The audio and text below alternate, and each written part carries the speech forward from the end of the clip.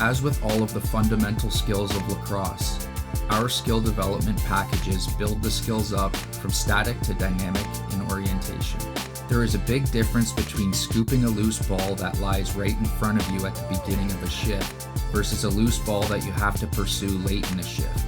Namely, that it takes a lot more grit and determination to get one later in the shift or later in the game. In this dynamic loose ball drill, arrange players into teams of equal numbers and then have players jog to one end of the floor, place their ball in piles on the ground with the same number of balls for each team, jogging back to the opposite end of the floor and starting behind GLE, goal line extended.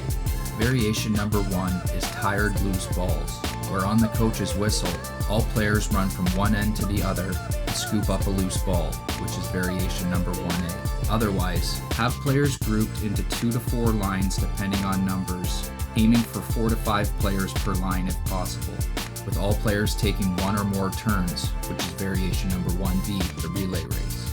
While this is happening, goalies can be taking shots from a coach and passing rebounds back where possible. Otherwise, they can be told to jog back and forth between the restraining line with the same amount of reps as the players. The most common error in this drill is not lining up the stick with the ball and or not having their stick land 3 to 6 inches behind the ball while scooping.